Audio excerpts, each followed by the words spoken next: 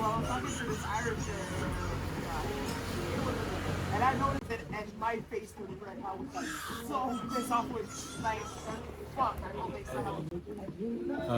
An insight I just had here via meditating before I get my food is, especially in this beautiful scenery, how relaxation is necessary to appreciate beauty. What do I mean by that? Well, I noticed how when I tense up, and for me, it's reflected in my eyes. And there's just, tension building up from the day, maybe a little bit of stress here, a little bit of stress there. Especially if I haven't meditated in the morning, I can't really relax into the day. And what I noticed then is that, for example, when I look at the shake, right? When I look at the shake, it doesn't, I can't appreciate the beauty of it because my attention collapses onto it, fixates it, and it only thinks about what I can get from it, right? And then it's about drinking it as fast as possible to consume that pleasure, right? Whereas when I relax, my awareness opens up and it's not, I almost don't even want to drink it anymore. It's about, instead of consuming that pleasure, it's about appreciating the beauty or letting it kind of wash over you, permeate you, or just be in the space, right?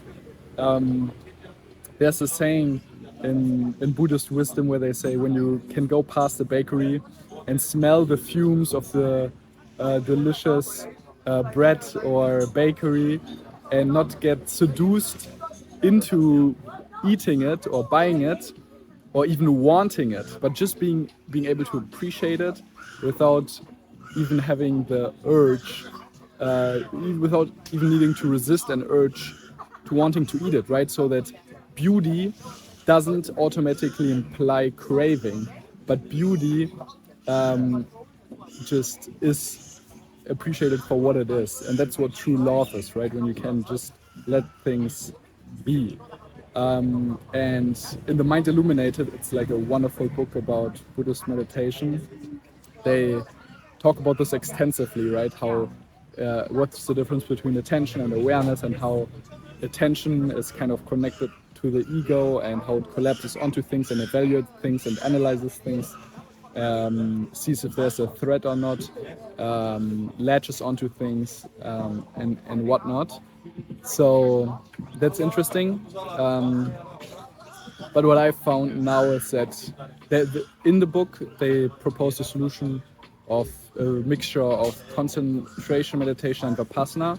What I found to be most effective to actually release that is just a do nothing meditation where you surrender, maybe listen to the sound of your ears, or just the silence, and just keep on relaxing, and then thoughts will come up, and then you don't get lost in the thoughts, but you feel the underlying emotion that's connected to the thought, because every thought is nothing but a purging mechanism of your body mind trying to release a suppressed emotion. So every thought, the only reason why it has energy, the only reason why it rises up is because of an underlying emotion. Emotion meaning energy in motion. It's basically the rocket fuel for the thought to arise into your awareness in the first place. Anyway, that's a little side tangent. I can go deeper into that in another video.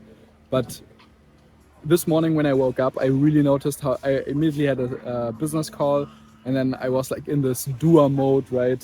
Sacral chakra modus of just zack, zack, zack. So I wanted to do the next thing, get into the next project, and I really had to, like a slingshot, kind of pull myself back, as with the elastic band, back into meditation. I was already on my scooter, wanting to go out, wanting to go eat breakfast, but then I pulled myself back, drove back home. I mean, I didn't really leave the property, but like kind of drove back to the door, and just meditated. And I started meditating on the scooter because I knew my ego was already, or my mind was already had such a momentum that, it was just about calming down, arriving back, And then I also inquired and questioned, like, why do I even feel the urge or pressure to move, right, and do stuff, right? And then I played the game through. Okay, I'm doing this to get where, you know, get nowhere, to get now and here, because you know I'm doing this to make money, and then what's the money for, you know? It's to arrive here and enjoy the moment.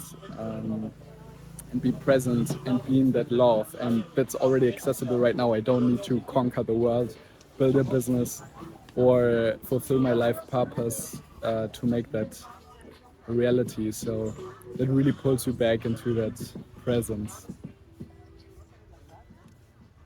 And look how beautiful this is. I absolutely love it here. And now I'm going to enjoy my smoothie because it's already about to melt. And I wish you a wonderful day.